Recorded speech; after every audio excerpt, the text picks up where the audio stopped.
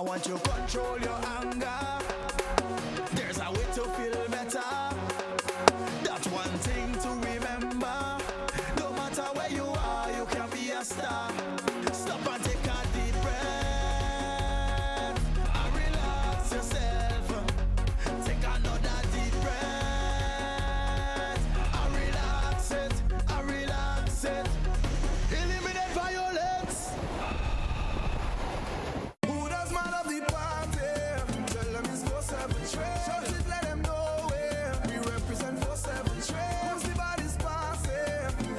4-7 trade. Them no crazy like.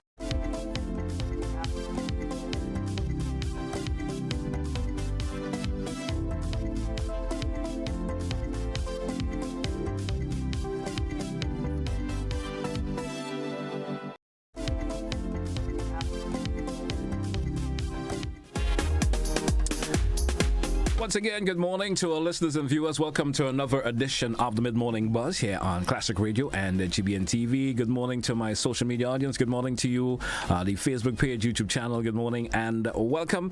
And we're back with our series of programs entitled, of course, Cooperative Spotlights. And back with me this morning once again. We have Ms. Susan Hood Williams with me this morning. Good morning to you. And good morning to Mr. Anthony Stroud. Good morning to both of you. Welcome back. Another edition of Cooperative Spotlight. How's everybody doing this morning?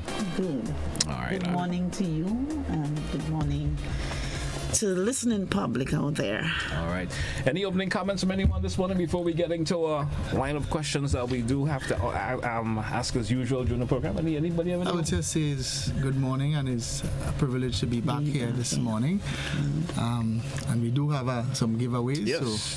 We do asking you to call in and see how you can win a prize from the cooperative department. Somehow last week seems to be being a bit of a toughie though, for some reason or the other. You think? Yeah, because after they left, I've been getting a couple of calls, and nobody seemed to have the answer for some reason. Oh my goodness! I thought it was such a simple question. Just a simple question. I'm looking at the question. I thought it was really simple, but I hope someone will be able to win today.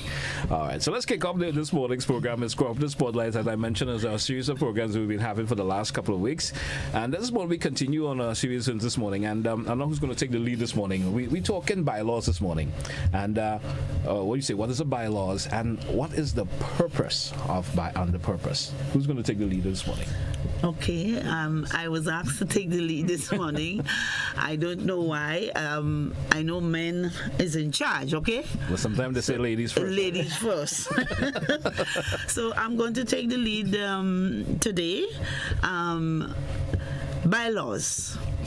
What is a cooperative society bylaw?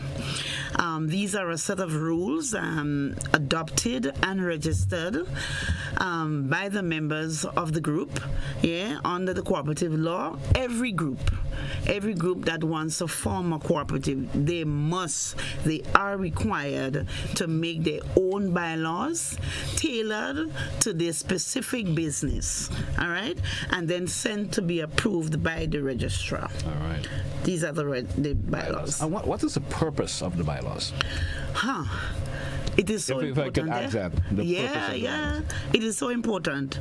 The purpose of the bylaws is to govern or regulate the cooperative own affairs. The behavior of the members.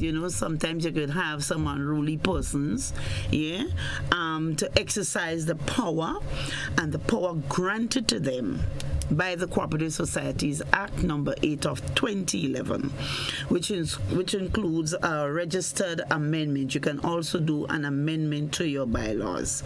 Producing these bylaws, in the initial stage, the group will have to produce at least 3 copies to the registrar on the conditions required, and this is one of the main conditions required for registration. All right.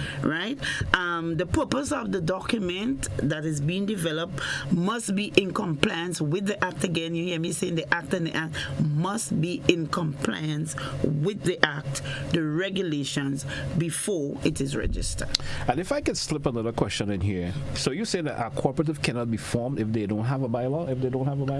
That is one of the requirements. And you must do a bylaw. And would not be registered if you would not know. We have we have a set of requirements, and the bylaw more so is for the members, 10 members. Yes. Yeah, 10 persons. Then we have the bylaw coming up. You must have your bylaw, because if you don't have that, how would you do your business? Anybody could do anything. It's like what governs your how you run. What governs your business, right? You must do that in order to have an effective business, and persons, as I said before, persons not doing what they want. When you and further on down, we will let you know what are in it, not all of it, but what it entails. All right. Yes. No, and this must lead to my lead-up question also. Who makes the bylaws? But before you go to that, I would like to speak to the first question: the purpose of the bylaws. You see, in when you're dealing with cooperatives, what guides a cooperative or any organization right now is a question of governance. Yes. Right, governance is important when you're dealing with people coming together to form business. And if that governance structure is not appropriate, or is not followed, or is not constitutionalized, then we would have haywireness, right? People will be doing any and everything. It's like a 10 commandments of your business. So the purpose of the bylaws is legislated, is part of law, that piece of policy document be put in place so that we can maintain the governance structure, guide the governance avenues of the cooperative, so that there will be no unfairness, but there will be legal, there will be balance, there will be democratic control, and so on within the organization. It's like what you follow in terms of knowing the everyday running of that particular business. Yes. Great. So let's move to another question. Who makes the bylaws? Who makes it? All the members. Well, when I say members, the group of persons who actually formulated wants to form that cooperative. Yes, right? the whole lot of them, they would come together and develop that document. But before they do that, we have some preliminary requirements that we would need from them, and then we would send off a draft. All right, we send the draft to them, and we'll ask them to look at it as a group, and we would have follow up with some sessions. We follow up, we go through the whole document with them so that they can change, they can add specifically to their business. All right? So they are the ones that are doing the document. Okay, let me just ask a question, because I'm trying to get at the flow of it here. So the committee, the individual that decides they want to formulate that cooperative, they come up with their bylaws. Well, there's some step-by-step Yes. process. The process is like... I asked that because you said then you give them a draft. Yes. So, the step-by-step process and how they should go about formulating that bylaws. The process is of such... when the group share interests of becoming a cooperative, they would engage myself or the Department of Cooperative. We will meet with them, as was mentioned prior. We give them all necessary guidelines that they will need to go to that level. They had a process where they would form the group leaders, put it that way. The law speaks it of an interim board. Yes. They call them the group leaders because it's still a group, and they would be the ones guiding the whole process, or leading out in the process, formulating the process, right? So they will be the one formulating the bylaws, putting it, maybe taken from the template that is presented to them, and structuring it to suit the characteristic of what they are going to form, right? When that is done, it is not their decision alone of that document. The general membership now must give approval to what that group that interim board or interim leaders would have put together for the interests of the. So the members now will say, well, are we in agreement with the bylaws that have been written? Are we happy about what has been said? Because we follow what has been said in terms of the overall running of the cooperative and so forth. Yeah, they're free to change wordings. You know, they might you might be part. We might be part of that leadership group, that interim board that will put and we will structure certain things in certain way. But then the general membership, when they look at it and you're discussing it as a group now, you might say no. This is a little bit too stringent for us to follow. You should coin this way because this is a little too loose. This is a little too open-ended. You need to close in on it a little more. There must be an agreement. So in essence, now at the end of it, while the interim board or the board is responsible for putting the document, have the task of putting the document together, the membership, the general membership gives approval to the document. So if you say who creates or who makes the bylaws, it all goes back to the membership. Exactly. It all goes back. I'm tweaking a question in between here. Is there a timeline in terms of the department gives in terms of formulating the bylaws? It's not really a timeline. We have a draft model bylaw. I accepted the process of, if in terms of for the registration process, that takes as long as you can. It takes, I cannot say 2 months, I cannot say 3. It does not take 2 weeks because you have to get other documents, other requirements that we would need to look at it. Then we have to do a number of sessions with you, make sure that you understand fully well what it is you're going into, what type of business you're going into, and the laws that you have to obey as the organization. Well, there is the Act. This is the law. We call it a little part of the Bible. Say this is your Bible that you use. Even if you have your bylaw, it just have a certain amount of rules there, but the Act takes care of everything. Okay, understandably so. Now, what sort of information can be found in the bylaws? So, as members, a member may be listening who are individuals say out there now who might be thinking of formulating a cooperative, and them hearing we speaking about bylaws this morning. What sort of information can be found in the bylaws? A lot. Yeah. I would say a lot. If we could graze the surface. Yes, I have the list, but it's a tedious document. It's not something that you could just run through, as we spent a few hours on it. That's why my previous question came in terms of a timeline. Yeah. You understand? Well, when I say that, it could be done in a few hours. Let's say about 3 to 4 hours. Yeah. Or if we do it 2, and then we take another time and do it another 2 hours or so. Because you need to get people's response. Yeah, I said it is tedious. Some cases where we would have given them the draft before, they would have done some work on it, right? They would have had a meeting among themselves and did some work, and then everybody come now and agree to sign off. All right? So it's not a matter of I can't say the time. Okay. Yeah. So what are some of the, we still into the question of the solid information that is you'll found, get it in a while. but I'm asking now, what are the more important information you will find in a bylaws, if I could ask? Right, so when you pick up a bylaw for cooperative or any organization, it tells you from one glance, as you read, the name of the cooperative, the objective of the cooperative, the description of the business of the cooperative is spelled out in that, right? The power and authorities of the cooperative, what qualify someone to be a member of that cooperative, right? These are things that are in the bylaws. How the cooperative operates in terms of members withdrawal, members termination, members expulsion, members investment. All that will be involved in that there, right? What is the members' fees? What is the share requirements and so forth? What all the requirements that qualify you to be a member will be in that.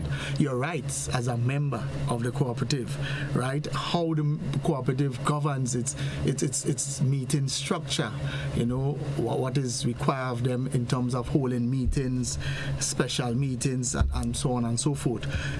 How they go about electing the directors, the tenures, the tenureship of the directors. All of these are the basic components of a bylaw, right? That's a basic general part of what makes up a bylaw. But you would find other aspects in the bylaws that would speak a little bit more based on the levels or based on the kind of cooperative that is being set up. Right. Some may have it simple because of their, in fact, when I say simple, because of the kind of business that it may not be an extensive bylaws you may need. Yes. Some because if you have a particular cooperative that is of a bigger nature, I guess your bylaws would be about more. Yeah, because there are groups that starts off very small with small business structure, a small business entity, and then there are these cooperatives that start as big, big enough. They start with, they have big business objective, business plan, and so on. So they are different levels, right? And I would say the objectives are different and so on. So you have to understand. All that will be seen in that and make sure that all what is within there also falls within what the Act permits. Right? So there are things that you will not see in the Act specifically, or details in the Act that you would see in the bylaws. But that details must not violate what is in the Act. Another question I'd like to ask. Before you ask the question, hold your question. Mr. Stroud said something about you start off small and then you became big. You have enlarged, you have developed, you have grown.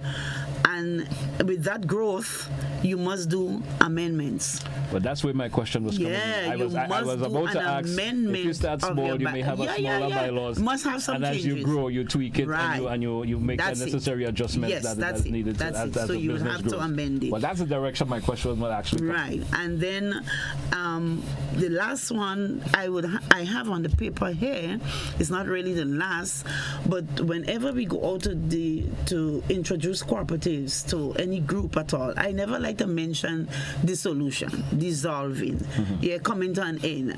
You just start, so I don't really go through with it, but it's there. Okay. Because at some point in time, things happen.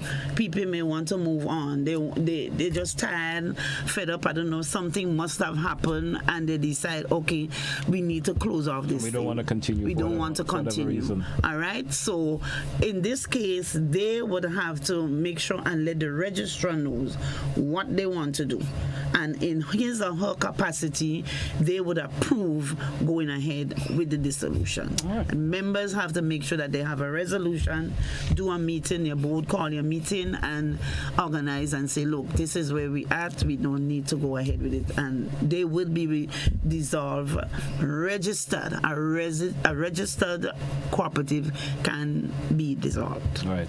And my another question I would like to ask, how important is the bylaws? How important it is for a bylaws that runs a cooperative? How important it is? You want to take that one? Well, yes, I could say it's a very important document. It's a document that governs, right? It's that other aspect of the other document that governs is the Act. What you don't find in the bylaws, in your bylaws that speaks to the cooperative, and you would have to take your instructions from the Act.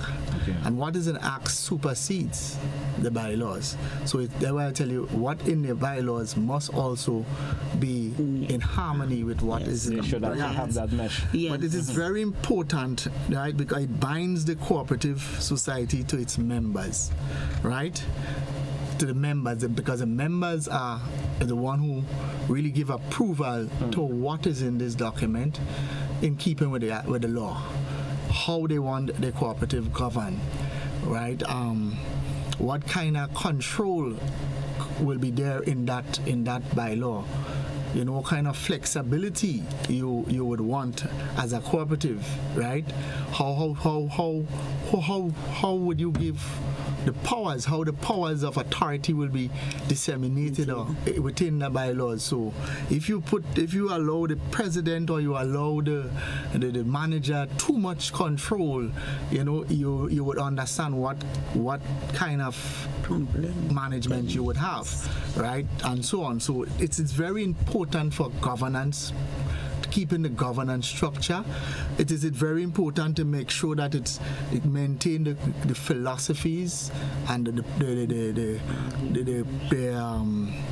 principles of cooperatives that governs the cooperative sector, and all these things, even in keeping with human rights, the rights of a member, must take in what the labor law allows, and you should not have anything within that bylaw that violates also the labor code, because you're dealing with people and people's rights. So you see how important that specific document is, and it has to be registered. You have to be approval. It's your document of authority, it's your document of existence, right? That will say, yes, I'm a legitimate. This is how this cooperative function.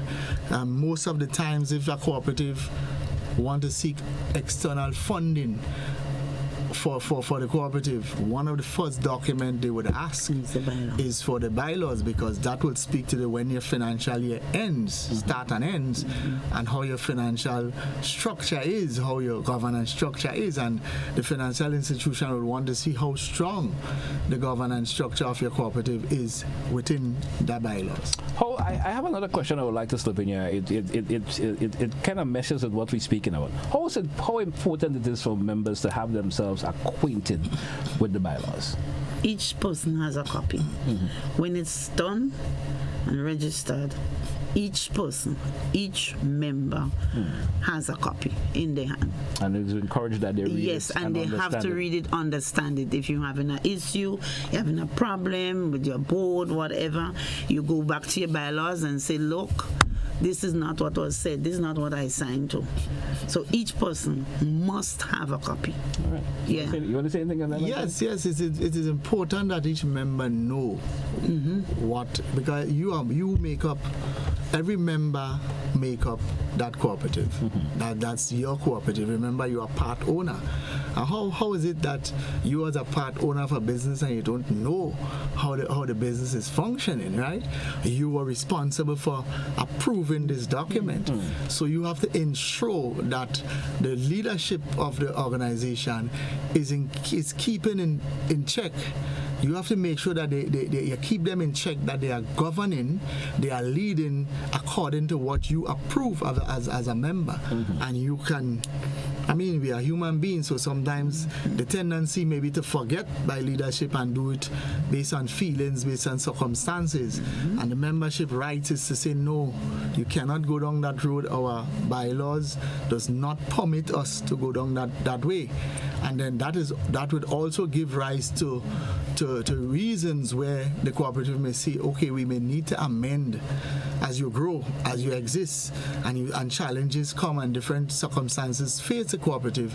You would see reasons why you may need to make amendments, right? And these are the reasons why, so the members can guide also the process of amendments that might be required for your bylaws as you go along. And I just want to add, I didn't remember hearing Tony spoke about that, but it contained the covenants. Covenants on the part of each member and the legal representation of each member. So a cooperative can be taken to court by they did something unusual, you have your document and you're doing something else. So this will help you and guide you in any legal process that has to take place.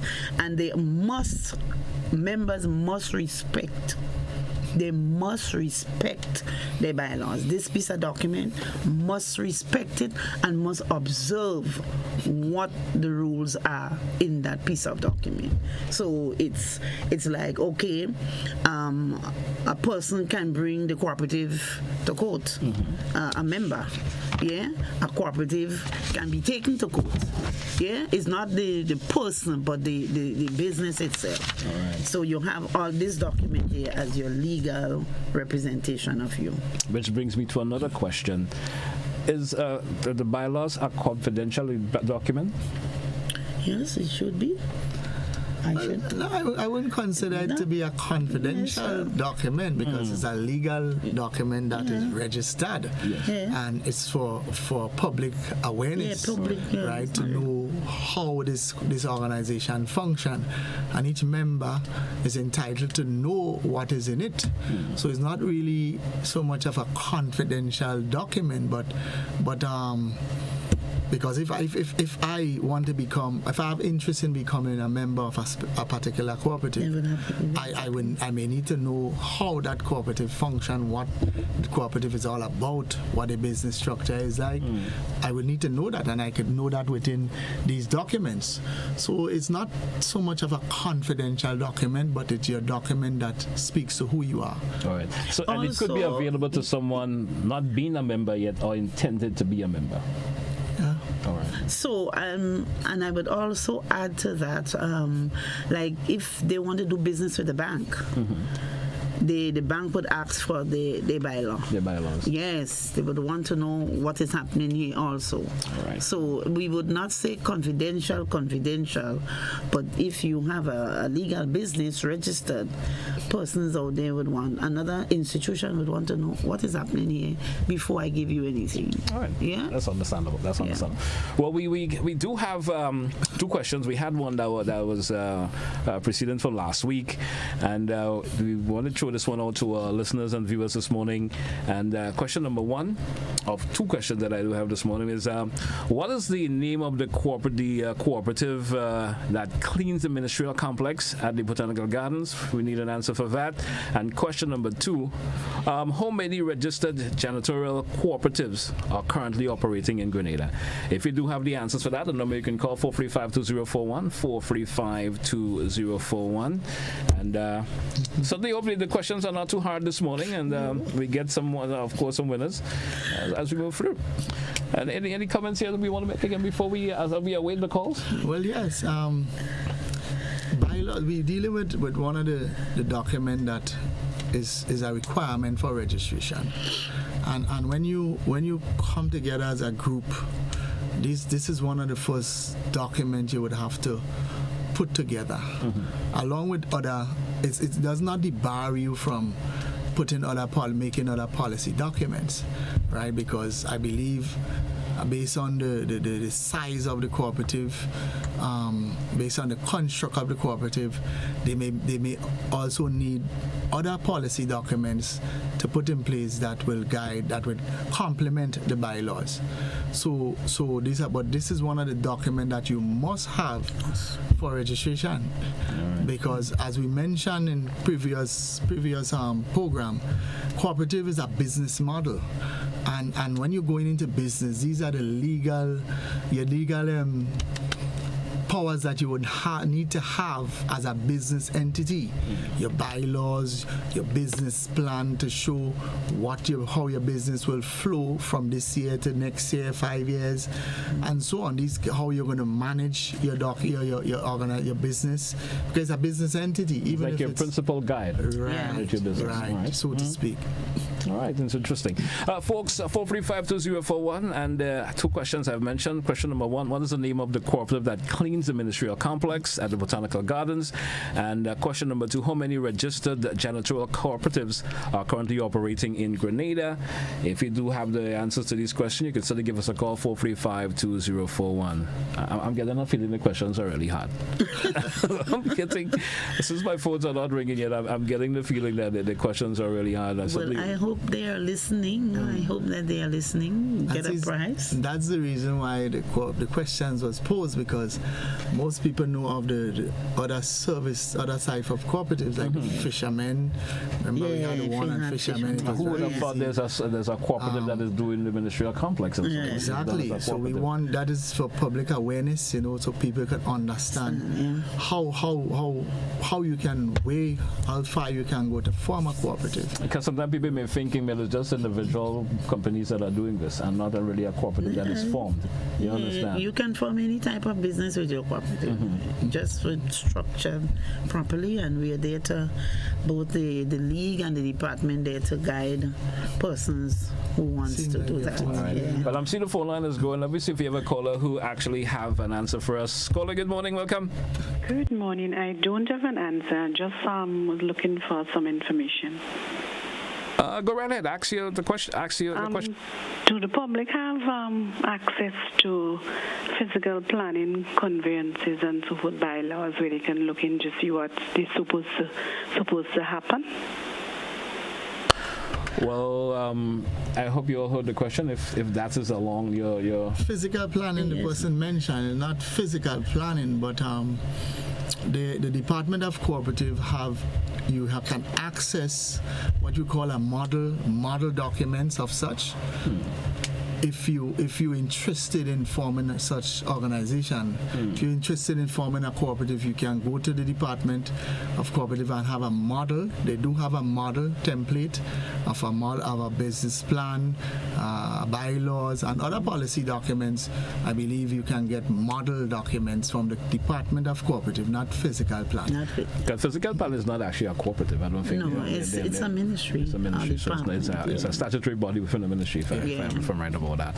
43520 call. I hope that answers your question. 4352041. We still have a couple more minutes before we wrap this morning, and I hope someone can able to answer the question. We had this one is returning from last week.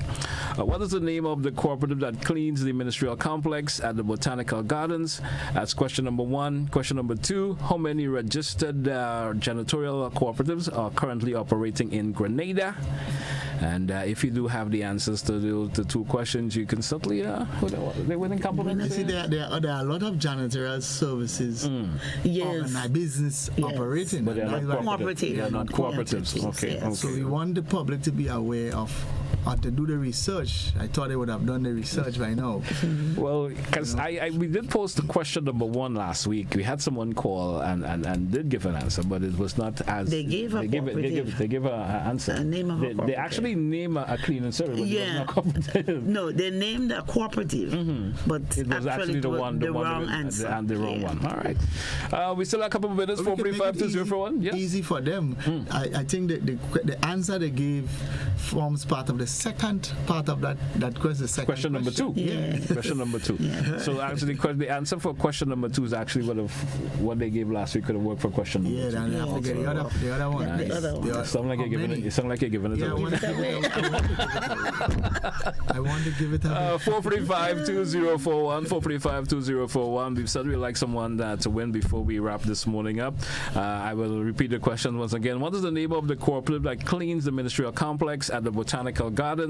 That's question number one. Question number two: how many registered janitorial cooperatives are currently operating in Grenada? And sometimes we do give the answers out when we're speaking. If folks are listening attentively, that's what I'm saying. If they are listening, if they listen attentively, they probably can pick it up. Well, we want to give it away. Well, seem like it's really tough for someone out there. Any closing comments before we wrap this morning? Well, I would say there are some interesting groups out there that is picking up on the importance of coming together, pooling the resources together. I want to take note of the group that called me from up that side on the western side. I think is just before Grand Day. Marigot. Right.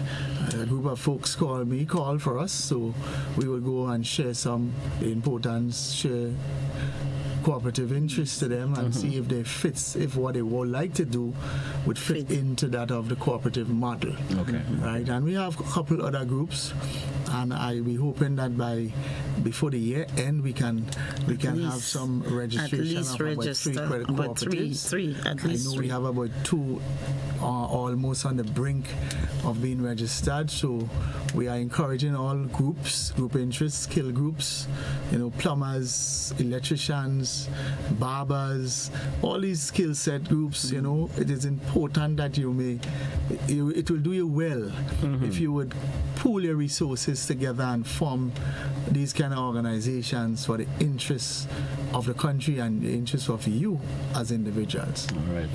Well, we may have to forego on the questions this morning. It seems like it's a little bit tough for folks. I will try to, as the morning progresses, probably could repeat them again, call in and give you the answer if someone answers them correctly. Yeah. All right.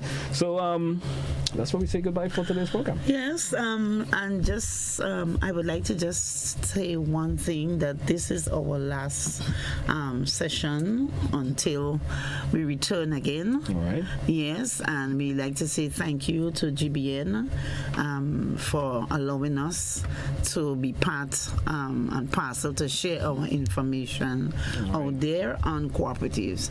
We thank you so much. I also want to thank Mr. Stroud, Mr. Emmons, Miss Michelle Peters, Mrs. Sylvester, our acting registrar, for being part of the program. All right, and we still want to say to you our number is 435-8779. For any information, you can call. Our email address is clark@cooperatives.gov.gd.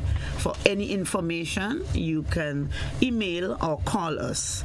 Cooperatives. Before you close, Glenn, I also want to say that the questions will be posted on our website and our Facebook page, so that people who interact with social media can have a chance to answer it there and get the prize. All right, great.